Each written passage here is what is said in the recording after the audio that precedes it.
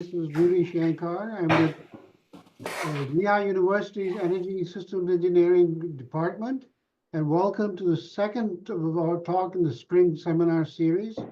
And we have a fascinating presentation by Paul Browning, and it brings together AI, the demand of electricity, and climate change. You know, one could say this is a perfect storm of these three variables. And Paul will illustrate all the things that are going on in this industry. I haven't met Paul physically, but I've seen his postings on LinkedIn. And if you have a chance, well, first of all, see if you can friend him on LinkedIn and read his posts. They're really very interesting, and some of it will be captured in today's talk. So a little bit of background on Paul. He's a global energy entrepreneur and a seasoned executive with over 35 years of experience driving innovation, growth, and operational excellence in the power generation and energy transition industries. Throughout his career, he has served as senior leadership and CEO roles at multinational corporations. He has led multi-billion-dollar businesses, spearheaded product development, launched new ventures, and delivered some of the world's largest and most innovative energy infrastructure projects. Now semi-retired, Paul leverages his expertise as a consultant, investor, and as a co-founder of Energy Transition Finance. Welcome, Paul. And again, the rules are as before. He will speak for about 60 minutes or so, and then we'll entertain Q&A from the audience with first dibs for the students themselves. So Paul, the floor is yours. Okay, well, thanks so much, Rudy. And just for everybody listening, Rudy is a very persistent person who chased me for a little while before I finally said yes. So he's really good at his job. I can attest to that. And thanks for having me at Lehigh. I appreciate the opportunity to speak about this subject, which is really a big passion of mine right now. Well, and has been for quite a while. And that is, you know, how like the intersection of megatrends. And so let me just start there. You know, and a lot of this you're reading about in the newspaper. And one of the things I hope to do today is maybe just sort of tell you a little bit about what's happening that maybe you wouldn't be reading about in the newspaper. But there's really three big trends that are intersecting right now that are really consequential for, you know, the future of our world. And one of those is of course climate change. And you know, I'm a big believer that we need to do something urgently to combat climate change. The other is the emergence of AI and the exponential growth of AI and the impact that that's having on the exponential growth for power demand to power particularly these deep learning data centers that are training these AI models. And then finally, there is an exponential growth in everything that's related to the energy transition. And I'll show some data. Here I've got a plot of PV solar growth over time. And, you know, you can see a very clear exponential trend there.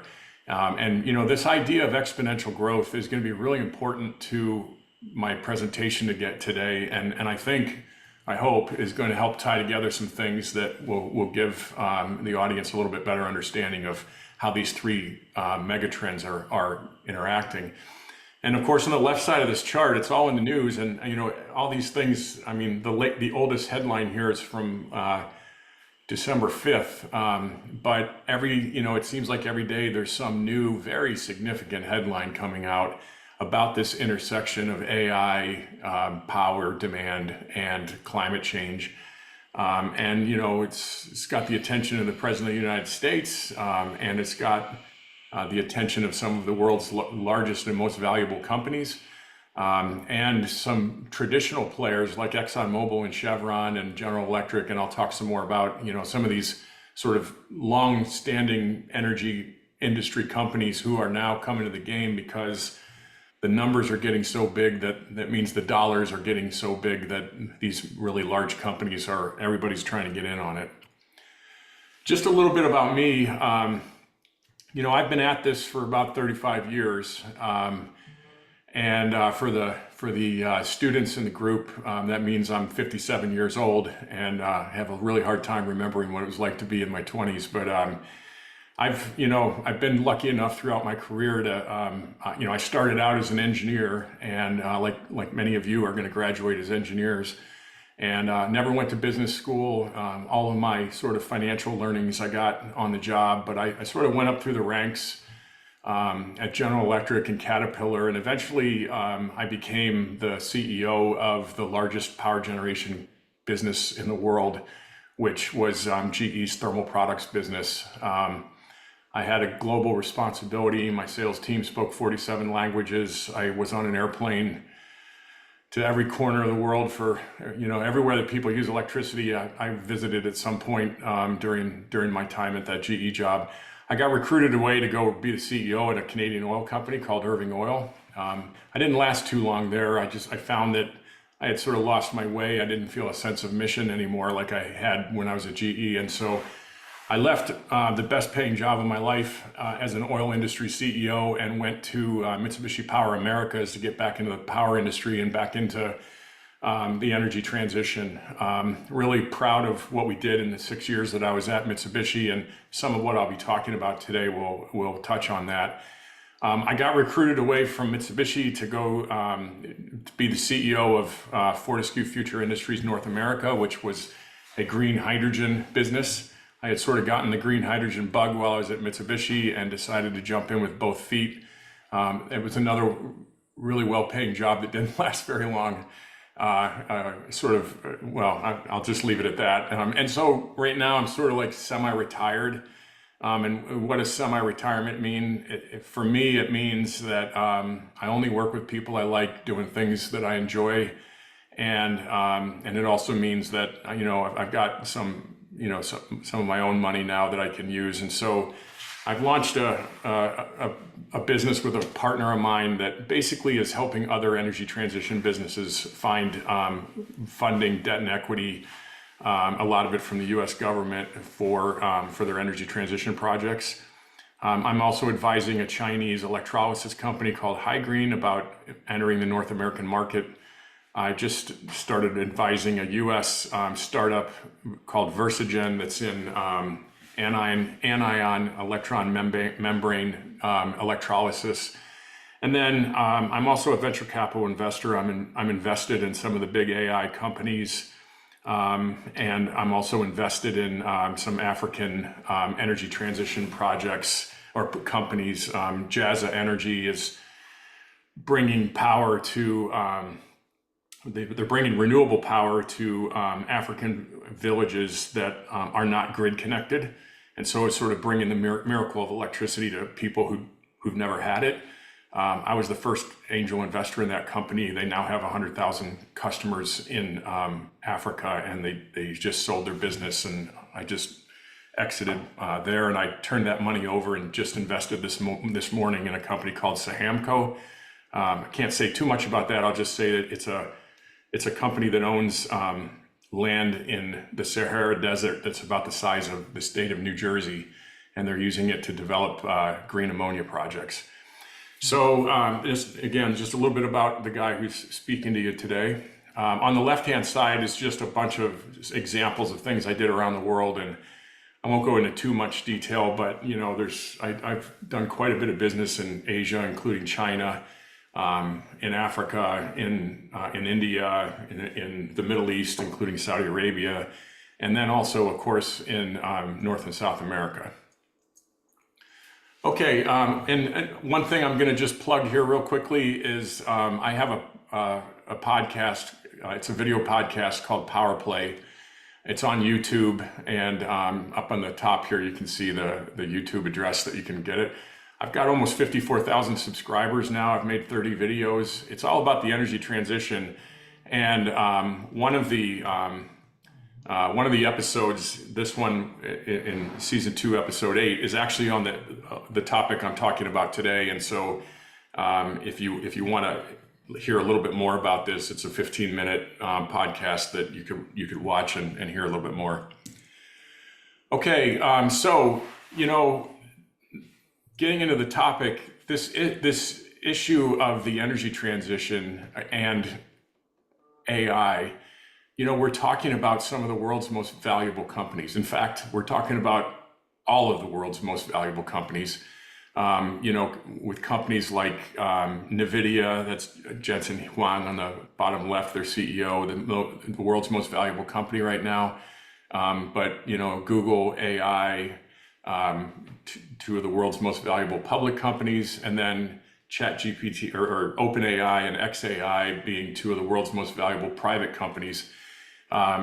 There's just huge money behind what's happening right now in this AI rush. And by the way, all of these guys are caught in a prisoner's dilemma, which is none of them can afford for their opponent to be the first one, or their competitor to be the first one that gets to AGI or ASI, artificial general intelligence or artificial super intelligence. So they're all, running as fast as they can, building data center capacity as fast as they can, buying GPUs and deploying as many of them as they can.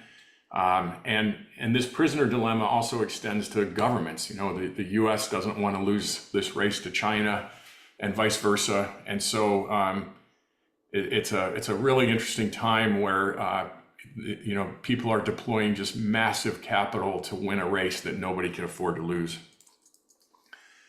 And here's an example of sort of some of the financial implications. Microsoft, in their last earnings announcement, they announced that they're not building their cloud computing and data center infrastructure as fast as they had previously intended to. And the biggest reason was they can't get access to power fast enough to power their data centers.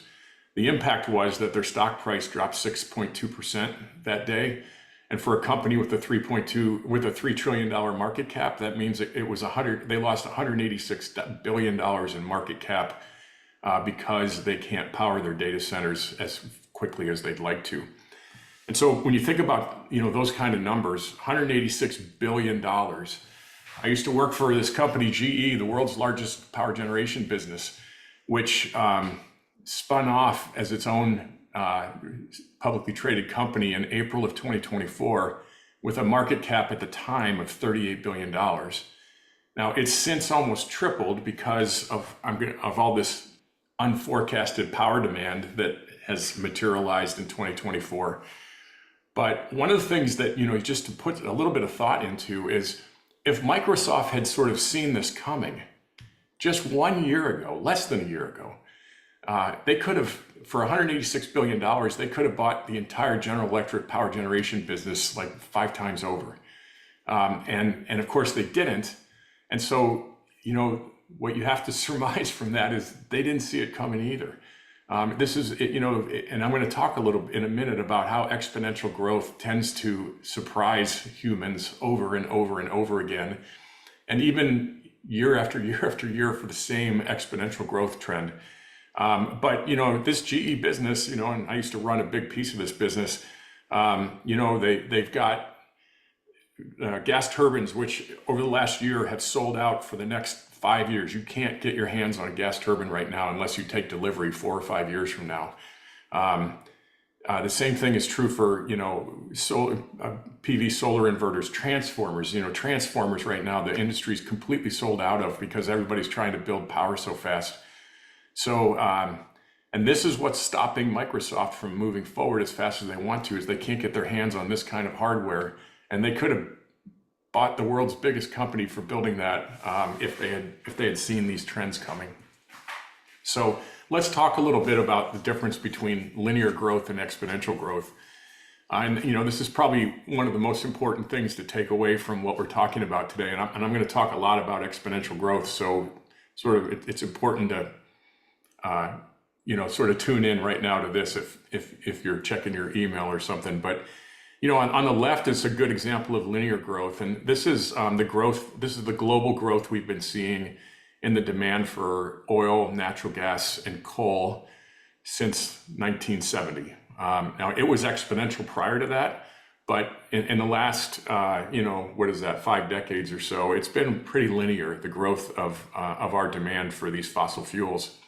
On the right side is what's happening with energy transition technologies, including PV solar, wind, battery energy storage, and electric vehicle sales globally. They're all growing exponentially. And battery energy storage is the fastest, the highest growth exponent there. But you can see that all of these technologies are really growing rapidly and have been for some time now. And so the important thing about exponential growth is nobody ever manages to forecast it. And these are three examples where the yellow, the green, and the red curves are what has actually happened, and an extrapolation of a continuation of that. And the gray, or whatever that darkish color is that's how people have forecasted their growth in the past. And so you can see every year after year, these forecasters have under forecasted exponential growth. And I'll tell you, the biggest reason for that is because when you do have the guts to forecast exponential growth, everybody calls you starry-eyed, optimist. And there's just no way that things can continue to grow at that exponential rate. And so the consequence is that people who are responsible and get paid to do these forecasts, none of them want to be accused of that. And so it's just year after year after year, they make the same mistake, and they basically forecast that what's been exponential growth in the past is going to convert to linear growth in the future. And they're just wrong time and time and time again. And again, that's why companies like Microsoft, that are right in the middle of all this, didn't see coming this huge demand for growth, or for power. So, but we are going to try to forecast this exponential growth as part of today's presentation. And I'm going to sort of dive deep into two issues. One is this issue of that renewables are growing faster than all other forms of electricity, and they're actually growing faster than our demand for energy, which is really, really important, and something I'm going to spend a little bit of time talking about. And then finally is the fact that data center demand is growing faster than everything else. What this chart shows on the right is the Google data center demand. And on an exponential chart like this, the slope of the line basically gives you the growth exponent. So the steeper the slope, the greater the growth exponent. And so that, you can see that Google data center energy demand is growing much faster. It has a steeper slope than the other things on this chart. And then you can also see that the renewables curve, which is that darker green one, it was actually, up until just after the year 2000, was growing at about the same pace as human demand for energy. And then just, in right around 2004, 2005, you can see the slope changes. And when the slope changes on an exponential, it means there's something going on below the surface, that there's what's determining the growth. There's some summation below the curve you're looking at that's actually determining the growth rate. And so I'm going to dig into that and also sort of show you what I think is going on there. So let's go there right now. So the criticism of renewables for a very, very long time is that they only make up a small fraction of total human energy demand, and that that it hasn't changed. Even though they've been growing exponentially, so has human energy demand. And if you're not growing, if your growth exponent is the same or less than the growth exponent for human energy demand, you're never going to catch up. And it's like a spaceship that doesn't have enough acceleration to escape Earth's gravity. It's never going to reach orbit. And if you look on the left-hand side of this chart and compare the slope of hydropower demand, which for most of human history is what determined renewable energy growth. It was by far the largest contributor to renewables, but hydropower just isn't growing fast enough to ever catch up with the growth in human energy demand. On the right side, though, is a chart that shows what's been happening to the combination of wind and solar in recent years and its growth. And I'm going to show you in the next slide. This has a very steep growth exponent, and is actually the biggest part of the reason that you're going to see the slope of renewable power growth change, is because the growth is now being led by wind and solar rather than hydropower. So let's just go there. What I've done here is the blue line is that total growth in renewable energy, and I've now broken it down where green is hydro, the reddish color is biomass and other renewable forms, and the light blue is wind and solar. And so here again, you see the slope of wind and solar is much steeper than everything else on this chart, and which means it's got a much higher growth exponent. And you can see that, you know, biomass and the things that I call the other category, they have a slope that's somewhat higher than hydro. But if we had to just rely on biomass, it's going to be, you know, a long time in the future before it starts to approach demand, you know, our total demand for energy. And it's the only thing on this chart that has some chance of catching up with total demand and starting to really substantially displace fossil fuels is wind and solar. And so what I've done in the dashed black line is I've taken a superposition of, I'm adding wind and solar plus biomass and other plus hydro, and extrapolating that into the future and saying if they all continue to grow with the same growth exponent that they have in this chart, you know, for decades, and it continues into the future, what does that look like? Well, it actually turns out that by about 2040, that they intersect with total human energy demand. And you can see that it's really that growth in wind and solar that's going to dominate this. And it's the reason you're starting to see the blue line diverge from the green data is because wind and solar have gotten large enough now that they're actually starting to impact the slope of that line. And as they get larger and larger, they're eventually just going to be the dominant factor that determines that line, and hydro and biomass will be sort of inconsequential.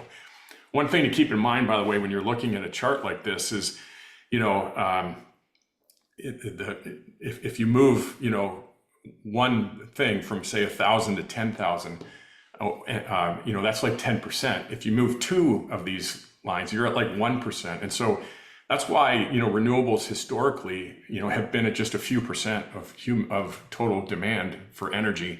But as you can see, if this extrapolation continues, I mean, if this exponential growth continues, they become a very, very large percentage of human energy, and they start to materially displace fossil fuels. So when you're trying to forecast something that's growing exponentially, in my view, the best forecast is to extrapolate that exponential trend until it stops, you know, until it starts to materially deviate from it. Nobody ever has the courage to do that, but I actually think that's the smart way to do this. Now, one thing I want to acknowledge is all of these exponential trends eventually give way to something that looks more like an S curve. And so you really probably aren't going to have exponential growth forever, although, you know, things like Moore's law, you know, have been around for a really long time and continue to sort of do their thing. But you know, but even Moore's law is starting to run into sort of like the edge of physics and, you know, atomic sizes and things like that. So eventually this thing will start to turn, but my view, until it starts to turn, the best way to forecast it is to assume it's going to continue at least into the next few years. So another thing, when I talk to student groups and young people, that I really think it's important for you to hear this. You know, there's a lot of young people that are really disappointed with our progress in fighting climate change, and I don't blame you. But one of the features of exponential growth is it actually tends to disappoint you in the early days, because you start out with really small numbers, and even though they're growing rapidly, they don't they don't have any material impact on really big things like, our energy supply. But the neat thing about exponential growth is when the numbers do start to get big, they get bigger really fast.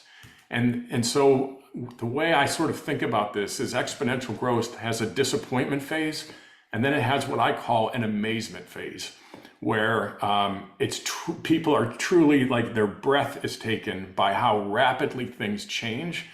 And I'm telling you, as part of our presentation, that we are entering the amazement phase of the energy transition.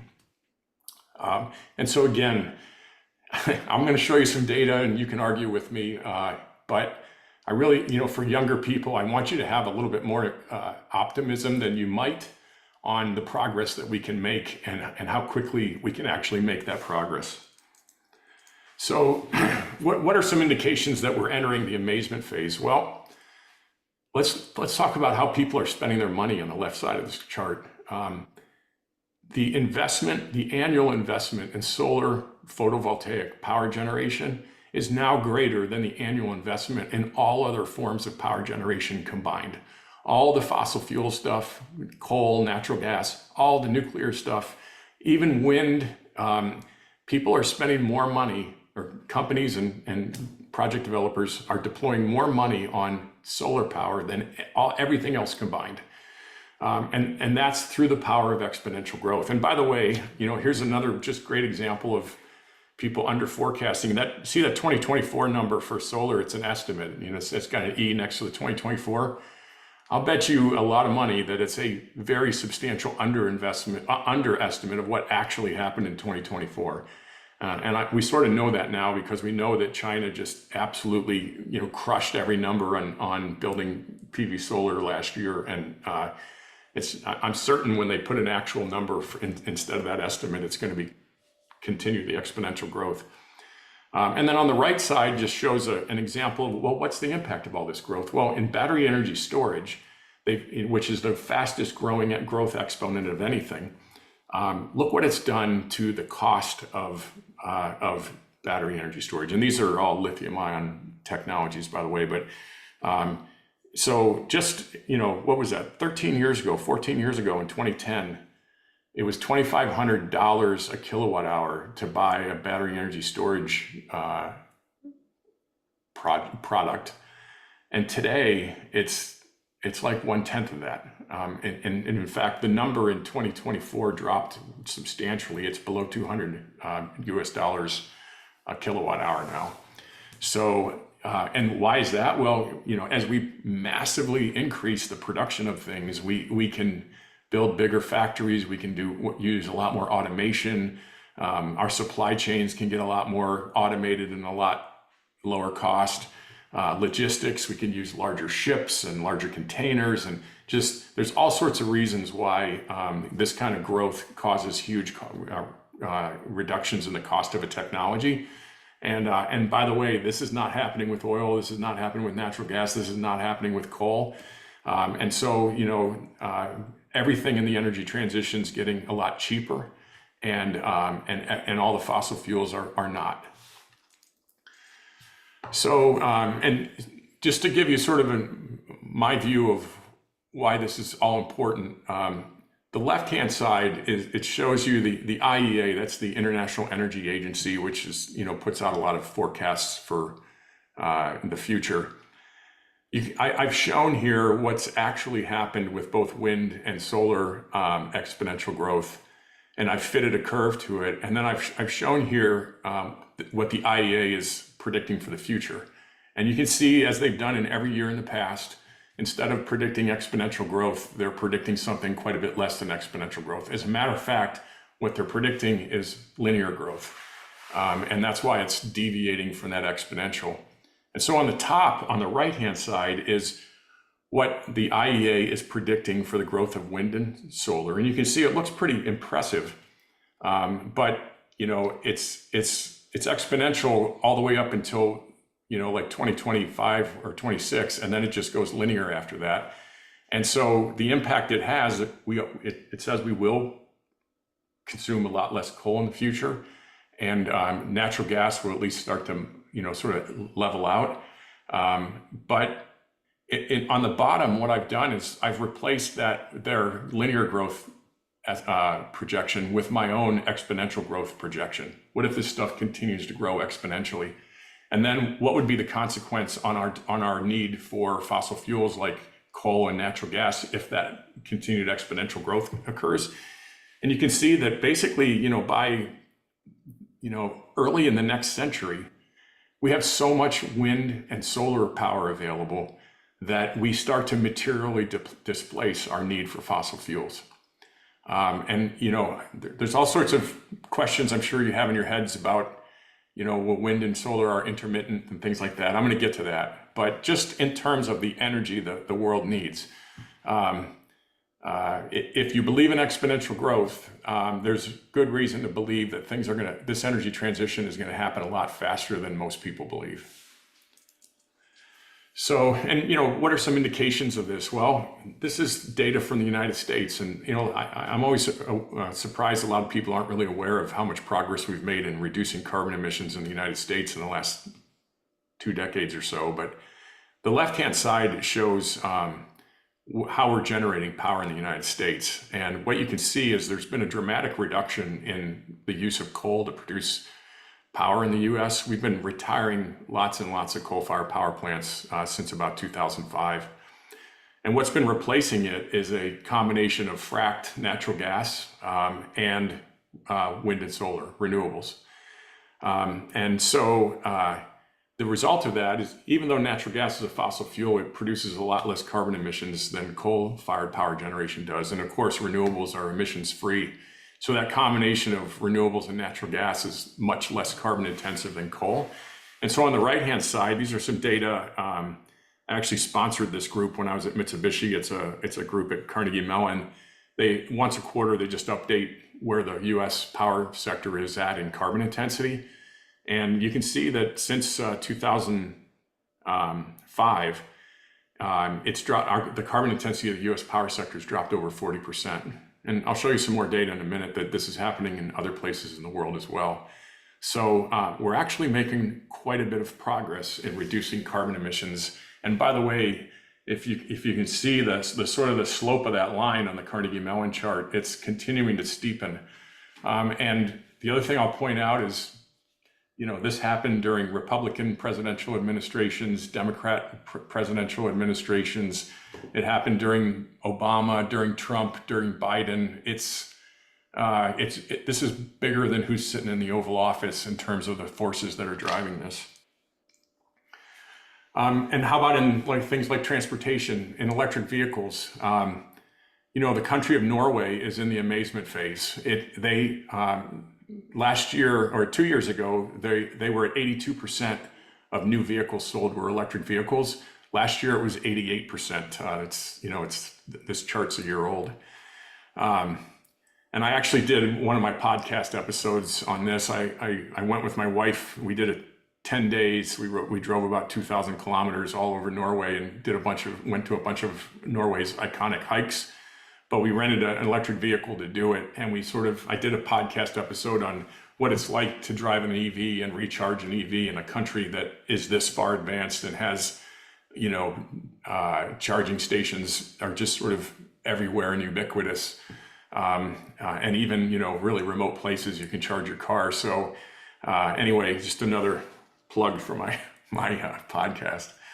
But the other thing, so Norway's a little country and, it's blessed with wonderful hydropower. And so and they're a rich country. And so you might say, well, we're not going to replicate Norway. Well, guess what? The world's biggest car market is China's. And just this last year, for the first time, the market share of electric vehicles exceeded the market share of internal combustion engines. So the biggest car market in the world that really dwarfs all other car markets is now selling more EVs than it's selling internal combustion engine vehicles. This is what I call the amazement phase in transportation. So just a couple other things that, amazed me. I told you I was going to show you that, the kinds of carbon intensity reductions that we're seeing in the US power grid, we're seeing elsewhere. So, you know, even in China, which of course is famous for having the world's largest coal-fired power fleet, guess what? They also have by far the world's largest fleet of deployed PV, solar, wind, hydropower. And so even countries like China that are massive polluters are seeing a reduction in the intensity of their carbon emissions. On the right-hand side is just another thing, you know, as we think about this race for AI, and if it's fundamentally limited by our ability to power the data centers, look at what's been happening in the growth of the Chinese power grid versus the US power grid, particularly, you know, since the year 2000 or so. Their power grid is now more than 2 times ours, and their ability to rapidly add more power is dramatically faster than the United States is. The other thing, you know, part of the reason the US power industry has been really surprised by all this AI data center growth and other stuff like EVs is we haven't seen a whole lot of growth for a couple of decades. It's been a very, you know, slow growth period in the US power sector. That's about to change substantially. And that's why everybody's been caught unaware and our supply chains are so strained and delivery times are way out. But, you know, if it's fundamentally access to power that's going to determine who wins the AGI race, we have to get really serious about increasing the speed that we can deploy new power. If we're otherwise, you know, we're going to get passed by China pretty quickly in terms of the AGI race. So, and let's transition to what's happening in the data centers. And again, I would argue we entered the amazement phase in data centers last year in 2024. And it's not just because ChatGPT and other things, you know, sort of rose to incredible prominence. It's also because a very large percentage of the people in that industry now believe that it's just a matter of years until we have artificial general intelligence, and then after that, artificial super intelligence. You know, a guy who's been in the news a lot lately, Elon Musk, recently said that he thinks that by 2029, the AIs will be smarter than all of humanity combined. And the other big climate change implication of this is these data centers emit a lot of carbon emissions. And in fact, you know, there's a statistic out there that if you use OpenAI to do a search on the web rather than Google, it's about 10 times the energy intensity as the Google search. And just overall, this particular publication was saying that they're 3 times more, but it's quite a bit more. And there's such, I'm going to show you how much growth is coming. So let's sort of transition to the growth. So, you know, in the past, data centers have been dominated by, you know, sort of work like hosting websites and supporting enterprise applications. And the growth rate for that it's been about 8% a year, which is, you know, a pretty high growth rate, but it's nothing like what we're starting to see from AI. And so if I break out what's happening for non-AI data center power demand growth from what's happening for AI specific power demand, you can see that the slope of the lines are dramatically different. As a matter of fact, on the left-hand side is 8% growth a year. On the right-hand side it's more than doubling every year, the AI demand for power. Now, we only have 5 years of data here. And so you might argue that, you know, we should have a few more data points before we get an accurate extrapolation. But I would argue, you know, I'm not sure what you could do that's more accurate, at least for the next few years, to extrapolating this line. And my extrapolation, it only goes 4 years into the future, because that is when, you know, people are saying at the latest, they think we're going to get to AGI in 2029. I've heard other folks from OpenAI and Anthropic say they think it's more like 2027, and some people are even saying it could be next year. But we don't need to extrapolate very far in order to sort of be in the AGI timeframe. And the other thing to think about here is, you know, if you want to talk about solutions like nuclear power, you know, nuclear power is nowhere on this chart. You can't build a new nuke before the 2030s. So nuclear is sort of irrelevant to the AGI discussion. It's relevant to ASI and what happens in the future, but not what's going to happen between now and the end of this decade. So, and the really, to me, just amazing thing is if I take these two, just like we did with hydropower and wind, if I superimpose it, or if I add these two up. So think about the one on the left, the non-AI as being that slow growth hydro, and the one on the right is more like that fast growth wind and solar. And if I add them up and extrapolate them just 4 years into the future, we get to some mind-blowing numbers for the power demand. And so, AI or data center power demand grows from, 10 or 15 gigawatts in 2020 to, more like 500 gigawatts in 2029. And put that in context, the whole US power grid is about 1.2 terawatts. So, we're talking about more than a third of today's power grid that is what the extrapolation of prior growth rates would get us for in the time period of reaching AGI. And this is why, you're seeing the announcements like OpenAI teaming up with some financial partners to build $500 billion worth of data centers and the power that goes with it. So how are we going to meet this huge power demand in the United States? As I said a minute ago, new nuclear, you can't get a nuclear project done anytime this decade. And so there is some existing nuclear capacity. Microsoft just announced they're going to restart 3 Mile Island. There's some other things like that can happen, but there's a relatively small numbers in the context of what I just showed you. Coal takes way too long and it's politically sort of impossible right now. If you need new electrical transmission, new transmission, interstate transmission, it takes 10 plus years to put in place. So that's not going to happen. So what you're really left with is, first of all, everywhere in the world, and I've run I've run the world's biggest gas turbine business. When utilities under forecast demand like we have in the US, really their only option is to just quickly build a lot of natural gas power generation. And that's happening right now in the US. The result of that is all the companies like GE, like Mitsubishi, like Siemens that sell these gas turbines for power generation, they're all sold out. You can't get one of their products unless you've already reserved it. And so we're going to get a lot of new natural gas power generation, but it's not nearly enough to meet the numbers that I just showed you. And so what's left? Well, there's really two realistic remaining solutions.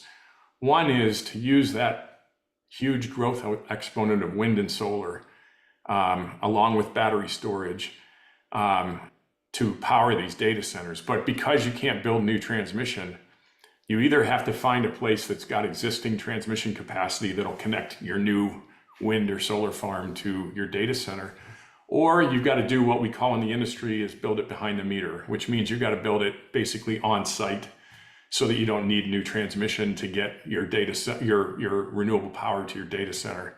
And what that means in sort of practical matters is you got to build your data centers where the renewable power is rather than, putting them where they'd ideally be for whatever other, latency and things like that. And then the other big option here, which I'll talk to you about in a minute, I'm putting some time into looking into myself, is demand management. So particularly these large language model or deep learning data centers, they don't need the 5 nines 24/7 kind of reliable power that other data centers like workplace enterprise data centers and sort of like inference kind of data centers need.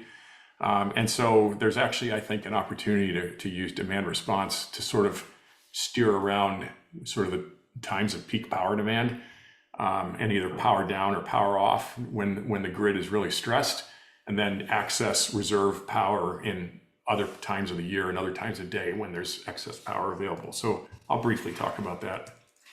But, just to sort of think about how this could happen, here's how today's power grid works. And this is, a little bit of a cartoon of how it works. There's a lot of complexity that I'm not going to address, but it's sort of at the highest level, we've got a bunch of baseload power plants that just run full out all the time.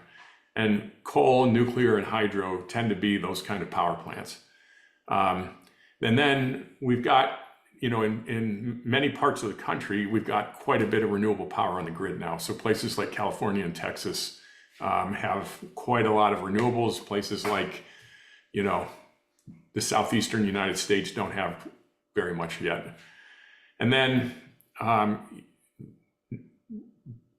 between the base load power that just runs full out all the time and the renewables that run when the wind's blowing and the sun's shining, what sort of solves for or provides the power that makes supply and demand match up every second of every day, 24/7, 365, is natural gas power generation. And it's a combination of what we call combined cycle natural gas power plants that are very fuel efficient, very large, but they're flexible, but they're not as flexible as the one on the right, which is what we call a peaker, which is a very inefficient gas turbine, but it can start and stop rapidly. It can ramp up and down rapidly.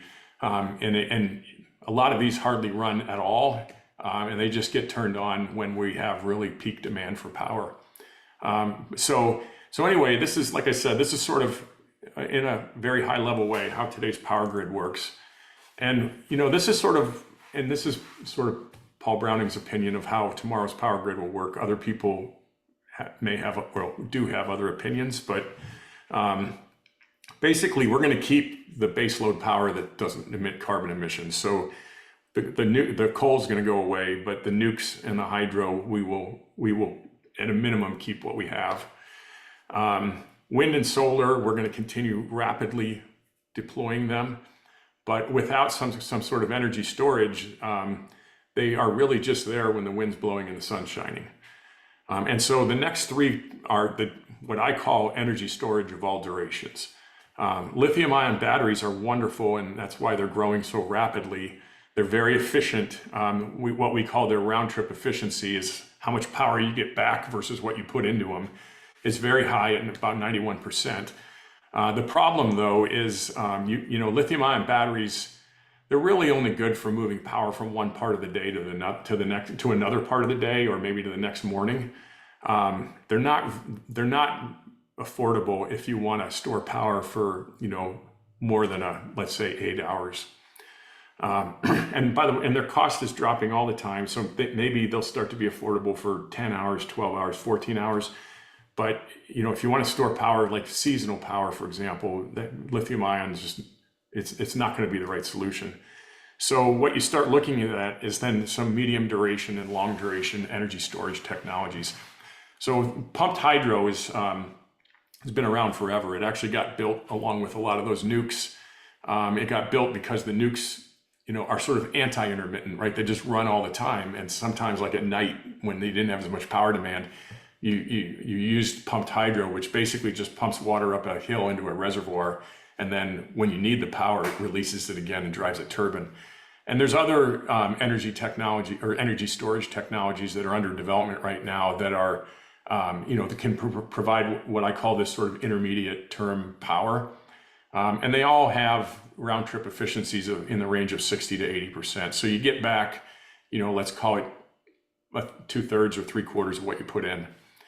But then for really long duration energy storage, like seasonal energy storage and also huge capacity energy storage, that's where green hydrogen comes in. The Achilles heel of green hydrogen is it's only 40% round trip efficiency. So if you put in 100 megawatt hours of power, you only get back 40 megawatt hours. That's a huge penalty. But it actually, by turning electricity into a molecule, it actually allows us to store it for very inexpensively and in huge geologic formations, the kind of formations we store fossil fuels in, like the petroleum, the US's National Petroleum Reserve. It's stored in these huge salt caverns that are, miles underground. And I'll show you in a minute, I was involved in developing a project to do the same thing with hydrogen. And so we can very inexpensively store huge amounts of renewable power for long periods of time. There's a huge energy penalty, so you don't want to do any more of this than you absolutely have to. But this is the kind of thing that replaces those very inefficient peaker plants.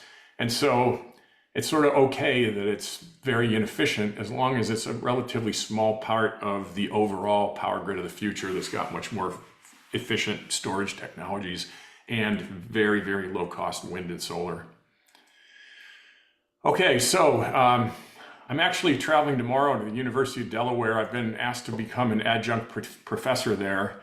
And I'm going to have a group of senior students who are doing their senior project actually take a look at this. So I have this company, Energy Transition Finance.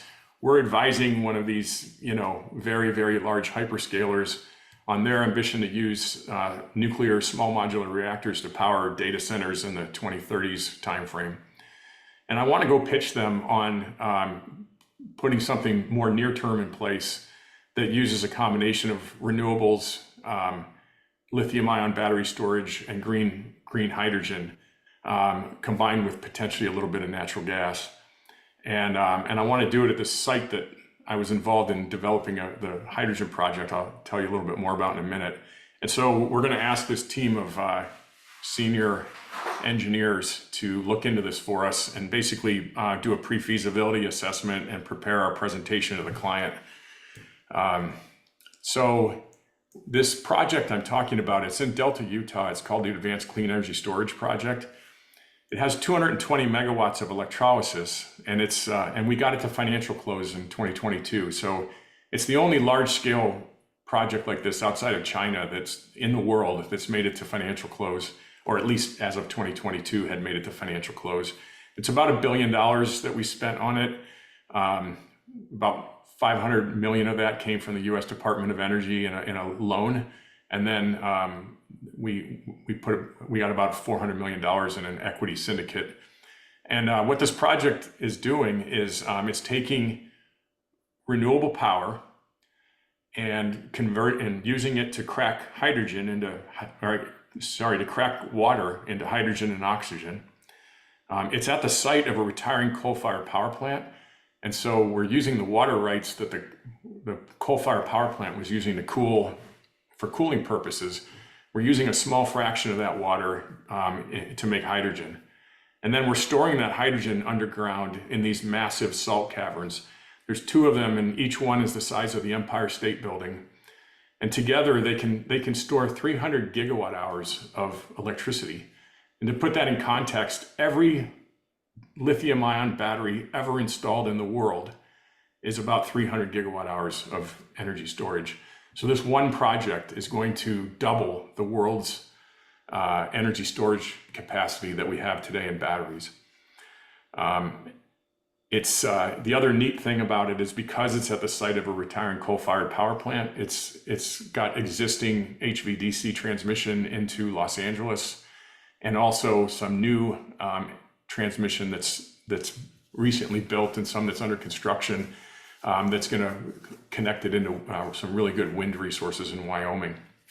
So and it's also has some other things going for it, but the bottom line is it's a great place if you want to go build a massive data center and power it with renewables.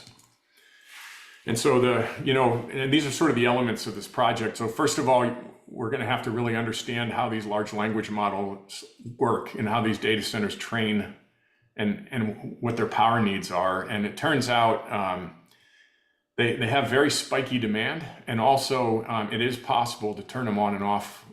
You don't want to do it very often because you need a very high capacity factor or usage on these things because they're so expensive. But you don't have peak power in the power grid that often. And so it's actually, I think, doable to sort of steer around the peaky times with these data centers. So demand management is going to be a part of it. But then, the other part of it is going to be, combining local wind. Utah's got great solar insulation, wind from places like Wyoming, the existing water rights from that coal-fired power plant, and the existing hydrogen storage capacity that's under construction right now.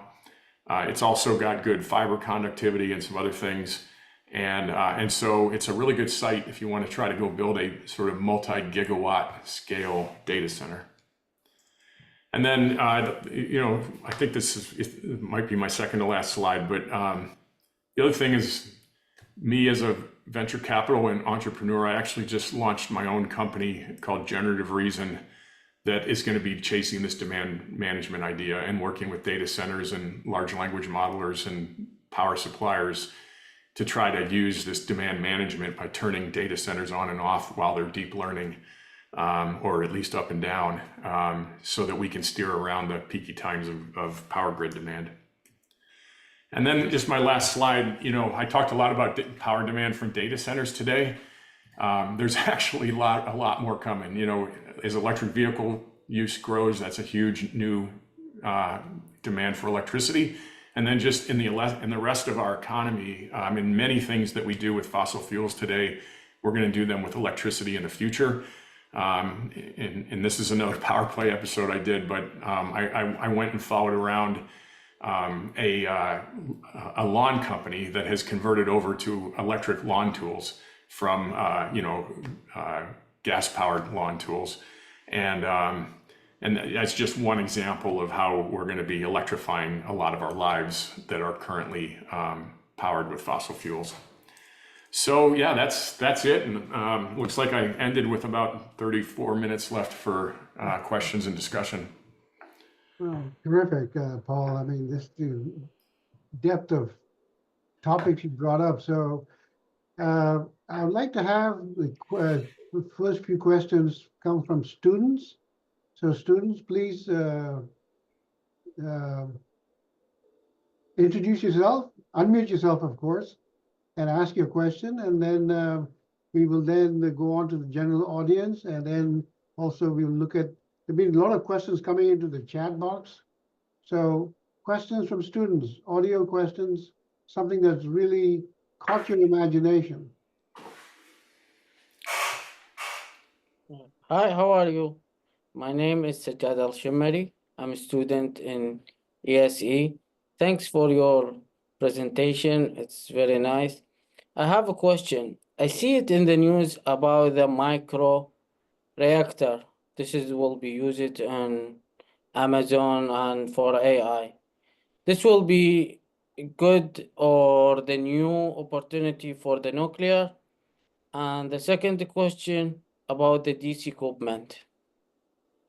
Is there any future for this equipment will be increased and here to raise the demand? That's it. Yeah. So hey, I clearly understood your first question. On the second question, can you just repeat what it is? About the DC equipment, like cooling system, heating and cooling, and Okay. about the driving for the home opportunity. That's it for the DC equipment. Okay. Yeah. So first of all, small modular reactors is what is the technology you're talking about, and so a nuke. The nukes we've built in the past are a gigawatt plus and very inflexible. That you just turn them on, they run full out, and except for when they need maintenance. These small modular reactors, and I'm advising one of these big hyperscalers on using these, so I know a little bit about it. They're much smaller, so that's a big deal because we just built the U.S.'s most recent new nuclear power, the large scale ones, and it ran over budget by 3x. It took much longer to build than they thought it was going to take. It's a huge risk even for somebody with a balance sheet like a utility to build a new nuclear reactor that's that large. So these smaller ones are actually a smaller bite, less of a financial risk. And so that's attractive. They're also more flexible than those big ones, so they can ramp up and down just to some degree. And then, they also are designed in a little bit safer way. They're sort of supposed to be sort of foolproof, and they just sort of cool down if things go wrong. And for a data center that needs 24/7, 365 power, nuclear looks like a really good option. So the problem is it has no relevance in the time scale that we're talking about for the race to AGI. You just, by the time you get a nuke, I don't care how big it is, by the time you get it permitted, to financial close, constructed and commercial, and then in commercial operation, nobody thinks you can do that in less than a decade. And so, if you start on one today, it's for stuff that you want to power in the 2030s, not for stuff that you want to power in the 2020s. And so that's why I said earlier, it's not really relevant in the race to AGI. It is relevant as we keep growing capacity for ASI, artificial superintelligence, and whatever comes after that. Your second question was about, like DC loads, like cooling and other things.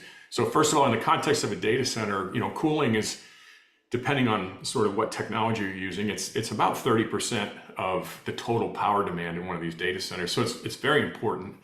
And there's lots of people working on how we can more efficiently cool these data centers. You might have heard that the newest ones, not only just to reduce their cooling needs, but also because they're getting so dense, they've actually transitioned to water cooling, from air cooling to water cooling. So there's a lot of advancements happening in that regard. And then in other things like heating and cooling our homes, for example, there's really important developments for like home heating and for water heating in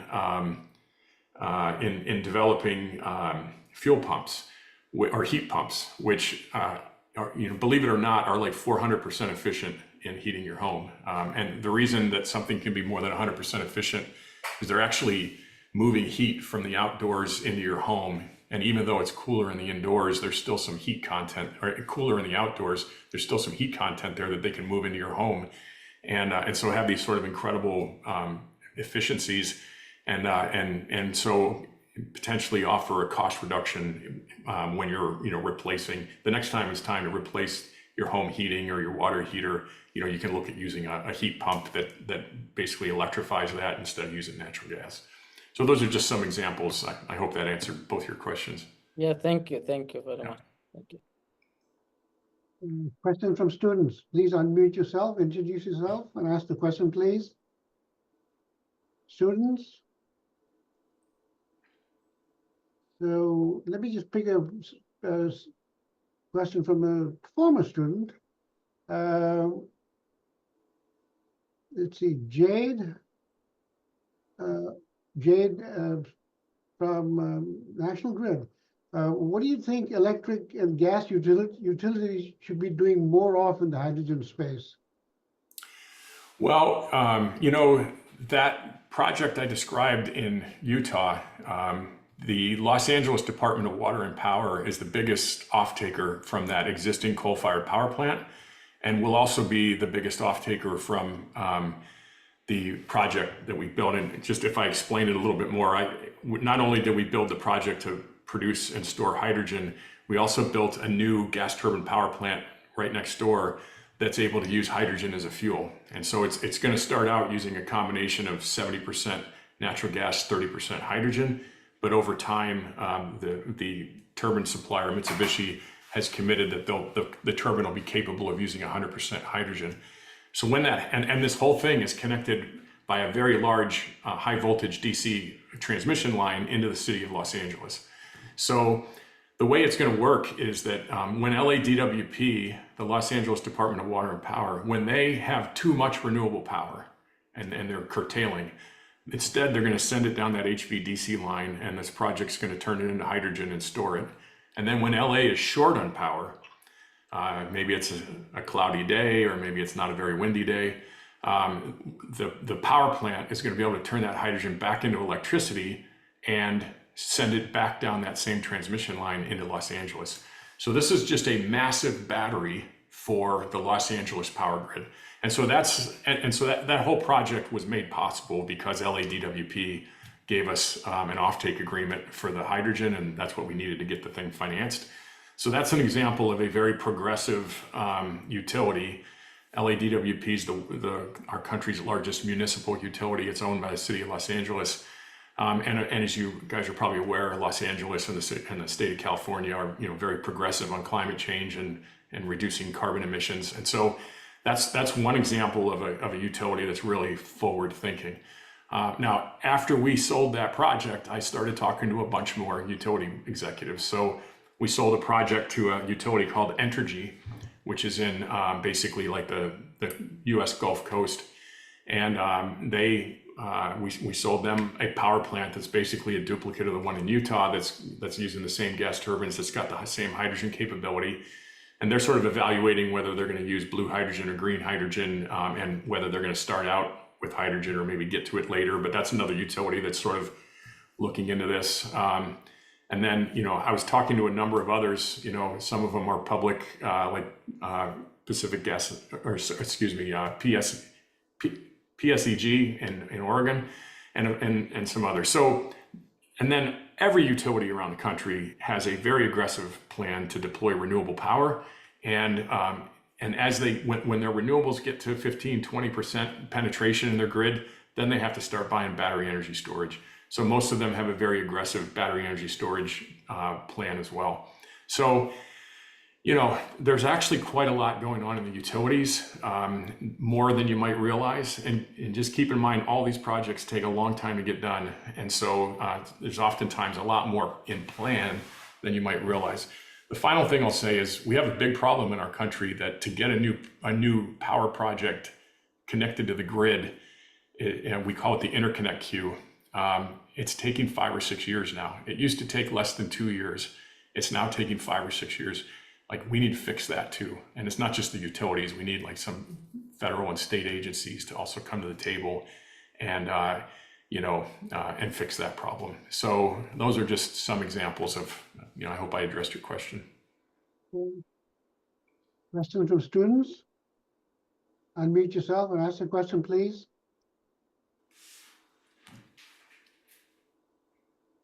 Here's a question.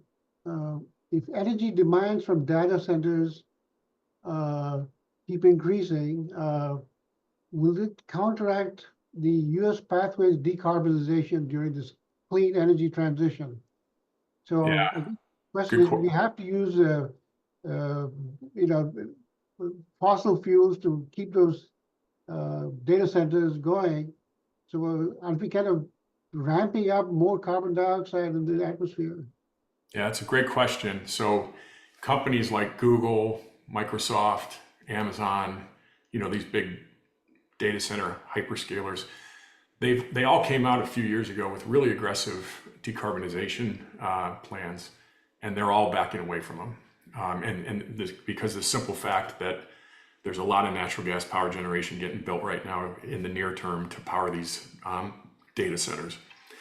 Part of the reason I gave this presentation, and part of the reason I'm getting ready to go pitch it to one of these big hyperscalers, is that while I absolutely know and understand that they're going to need a lot of new natural gas power generation, first of all, it's not going to be enough, and secondly, they really do need to find zero carbon solutions if the data center demand is going to continue growing as fast as it is.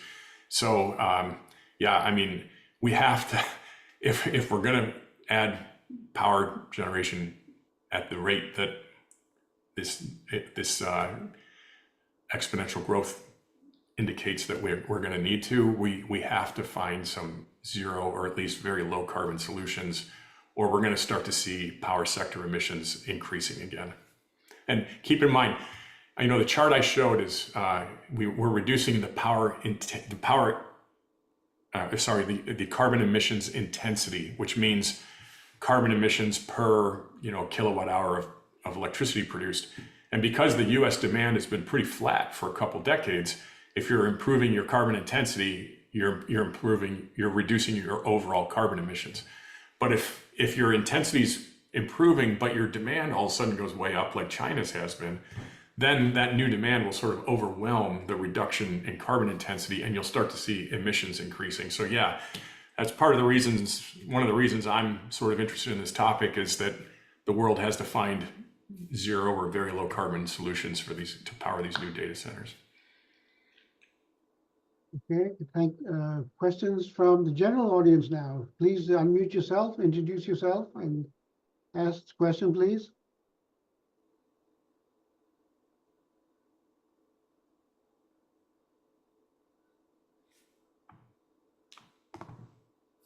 Here's a question in the chat box. As the demand for renewable electricity increases, how do you suggest young engineers to prepare for the future opportunities to start a career?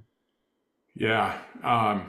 You know, I know, so I have a son who's going to graduate this year from the University of Central Florida with a computer science degree and a specialization in AI. And he's scared to death about how AI is going to be, you know, reducing the need for new, you know, entry-level computer programming, you know, coders, right? I keep telling him I'd be looking at it exactly the opposite way. Like, you understand better than most people this AI thing, that I view it as a superpower of yours, not something that's going to take your job. And that if you can, you know, if you can use your understanding of AI to make you more valuable and more productive, that's one thing. So one thing I would just tell every person coming out of school, the fact that you're like young and of the age that grew up with all this technology, you know, make AI your superpower and make sure that you're better at using it than the older guys and gals like me. Another thing I would just say is you're going to see, you know, things like being a manufacturing engineer wasn't very cool when I graduated from college, because there just wasn't, you know, manufacturing just wasn't growing. I think we're gonna see a lot of growth in manufacturing, data centers, you know, like hard infrastructure kind of stuff, where you know, so you don't need to become a finance person or a software engineer to get a job. I think in this future, you know, looking at you know, jobs like being a manufacturing engineer, or being a, you know, working in a data center as a you know, is helping solve problems like where's our power going to come from, is, you know, these are, look at the places where things are growing exponentially, and I think that's where you're going to find the most opportunity. And it's part of the reason why, you know, I would argue it's pretty important to understand these exponential trends, because at least during my lifetime, the things that were growing exponentially is where the things that were creating a lot of new jobs and a lot of new opportunity, and the things that weren't were the places where it was sort of like not the greatest career opportunity to go work for that kind of a company. So I hope that answers your question. Okay, so Paul, I see a number of questions that have a theme around PV cells. One mentioned about the large land area, so to deploying that would obviously take a lot of space. The other question of one of my prospective students she lives in Africa. Are there promising developments in multi-junction cells? In other words, are there some technology advances which increase the efficiency of some of these renewable resources? Can we extract more from photovoltaic than we are doing presently? Yeah. Can we more from wind? Are there some other things we can do with wind that we can extract more energy? Yeah, there's rapid advancements being made in both PV solar and wind in improving their basically their efficiency. I mean, in the wind space is their capacity factor, but so let's just start with the wind. The wind turbines are all getting bigger and taller. So every couple of months, one of the wind turbine companies announces some bigger than has ever been wind turbine. And so, and the reason is, you know, the higher they get, the better the wind quality is. And then the bigger their wingspan, the more often they're turning, which we call their capacity factor. So if you can get something that has access to better wind at higher altitudes and runs more often, that's how you produce wind less expensively. There's a huge technology challenges to doing that, but that's the way the industry's been going really since its inception, and I expect it'll continue to do that. In the PV solar space, there's some really exciting stuff going on. So first of all, you know, just a really neat thing that we've just really started taking advantage of in the last, I don't know, 5 or 6 years is these panels have two sides to them. And, you know, you think about the sun's hitting one side, but a fair amount of the solar radiation hits the ground and gets reflected back up.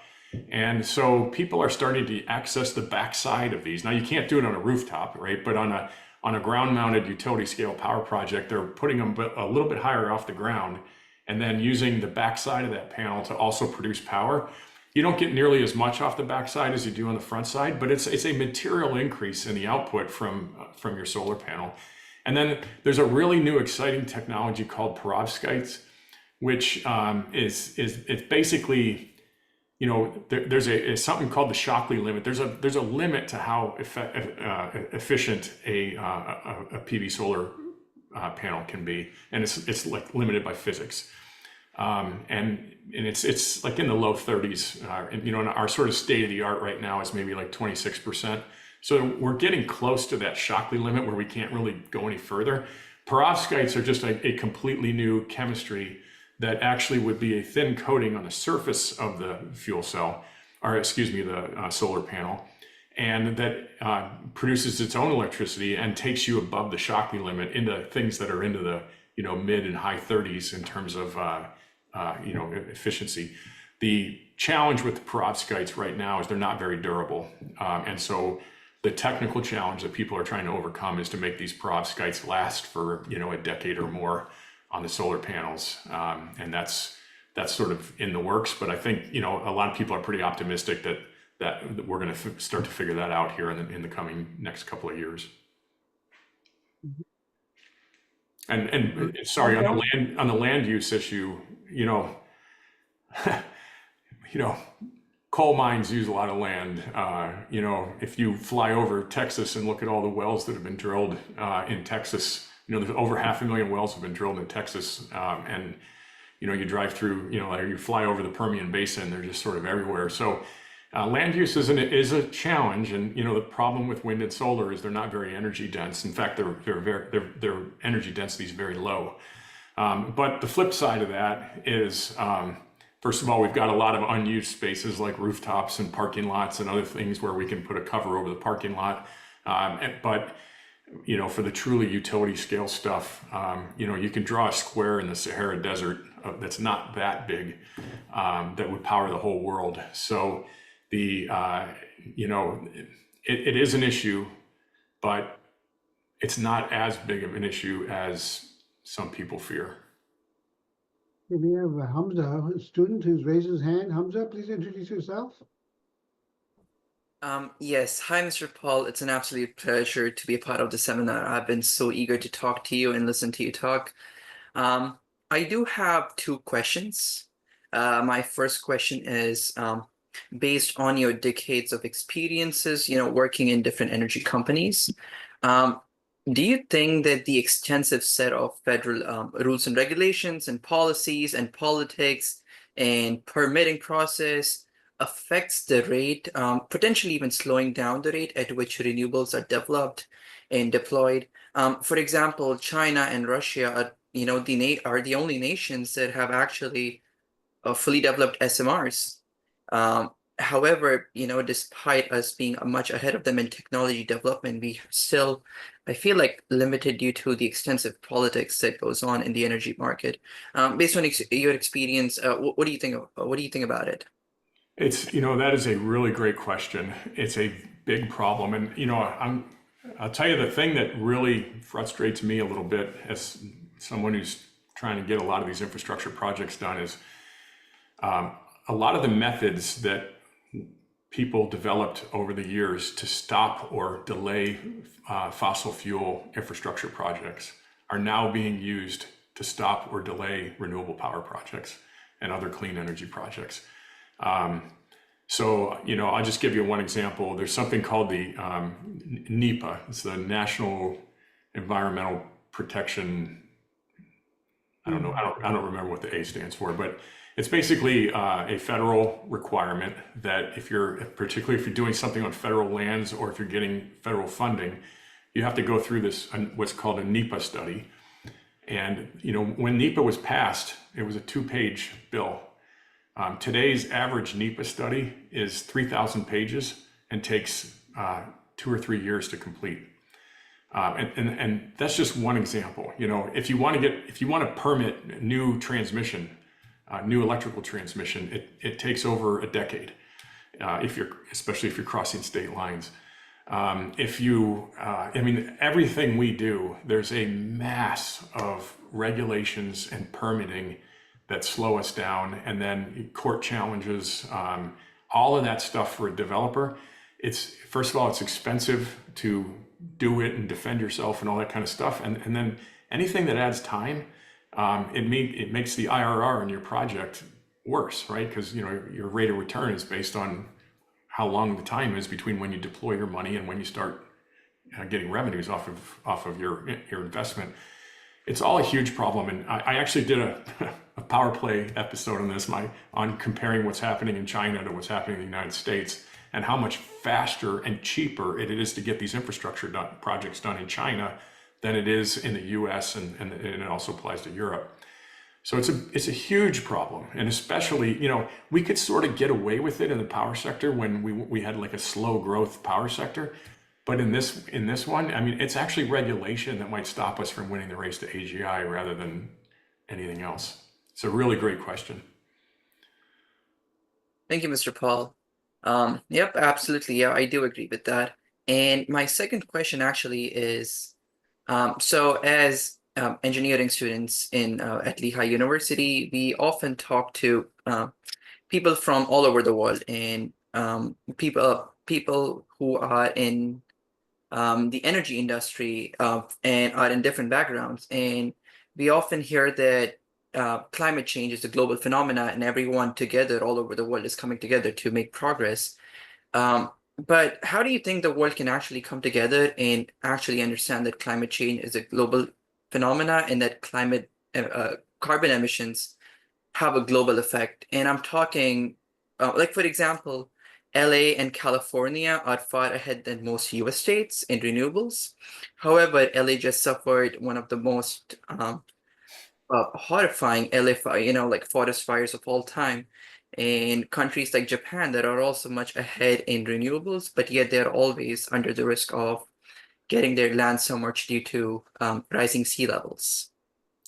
Yeah, well, you know, you're asking sort of the existential question of sort of our time is, you know, how are we going to come together as a species and combat this problem? Here's a piece of context I think's often overlooked and to me is really important. A lot of people want to criticize oil companies and fossil fuel companies and everything else. You know, the reason we have the prosperity we do today, a big part of that reason is because we have abundant, affordable energy, and it's lifted 4 billion people out of extreme poverty around the world over the last, you know, 160 years of the Industrial Revolution.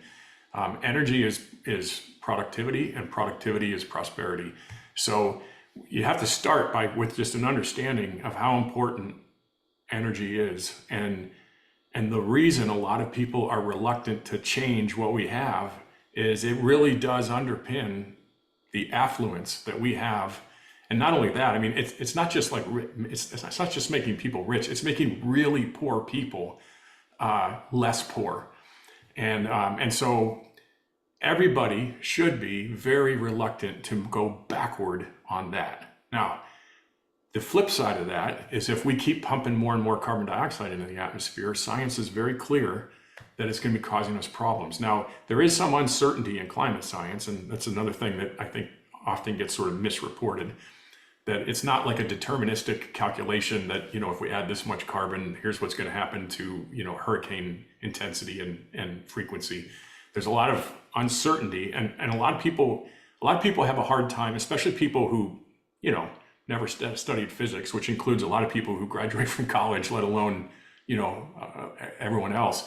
It's hard for a lot of people to think in a sort of a probabilistic way and to understand, well, they don't really know what's happening. It's like trying to forecast the weather. If we can't forecast the weather next week, how in the world can we forecast, you know, what's going to happen to the climate in 10 years or 100 years? So with all that as a backdrop, the one thing that I think is our savior in all of this is exponential growth. and the fact that all these energy transition technologies are growing exponentially, this is actually going to get easier as these exponential numbers become bigger and bigger. It's going to, you know, right now it looks like an unsurmountable thing to replace, you know, fossil fuels and that are just so ubiquitous in our lives. It's not going to be as hard as it looks right now. And every year that passes, it's going to get a little easier and a little bit more affordable. And the last thing I want to say, a really big problem we have right now is some of the states that were the early adopters of renewables, like California, and countries like Germany and the UK, are seeing very, very high power costs right now. And there's a lot of people who want to blame it on the energy transition. Let me just tell you, I'm somebody who's in this industry. I really, really, really understand this pretty deeply, and I spend a lot of time thinking about it. In Germany, it's something like 82% of days, the cost of power is set by natural gas. The reason electricity prices are higher right now in Europe is because of the war in Ukraine and the fact that they're now having to buy liquefied natural gas rather than pipeline natural gas from Russia, and it costs a lot more to buy LNG, and that's setting their electricity price every day, not wind and solar. And so, yes, there are expenses, and well, the other problem of being early adopters is you saw that curve I showed, and how rapidly the price of all this is dropping. If you're an early adopter like California, the California utilities are still sitting on what we call power purchase agreements, which are long-term, you know, sometimes 30-year agreements to buy power at a fixed price. Well, if you bought your PPA 10 years ago with solar costing 10 times what it does today, it's a pretty expensive PPA. If you buy it today, it costs a lot less. And so a really interesting thing is, so Texas just passed California as having the most wind and PV solar. So they have more than any other state in our country. They have more wind and solar than any state, and they have some of the lowest electricity costs in the country. And the reason is they waited until wind and solar got really cheap. Rather than being an early adopter, they waited. But once it got really cheap, Texas, you can move faster with an energy infrastructure project of any kind in Texas than you can anywhere else in the country. They have a 2-year interconnect queue instead of a 5 or 6. It's mostly private land, so you don't have to go through that NEPA study I talked about. And then their government is just very friendly to energy infrastructure development. And so Texas waited, but once they got really cheap, it went really fast and deployed a bunch of really cheap wind and solar. And so their electricity prices are very low. So the reason I fear all this is I think there's a misunderstanding that the energy transition has to increase our cost of energy. I don't believe that. I believe that the energy transition can actually reduce the cost of electricity because it's gotten so inexpensive. But it's really hard to communicate that right now because people they're looking at their power bill in the UK and Germany and California and saying, what the heck? You know, what did I buy into when I bought into this energy transition? Well, that optimistic message, Paul, you really, you know, for the last couple of years, you're hearing some very depressing news about average temperatures around the globe setting new records every year. Yeah. And in fact, James Hansen, who kind of alerted us 3 decades ago about climate change, he thinks 2 degrees centigrade is a dream by 2050.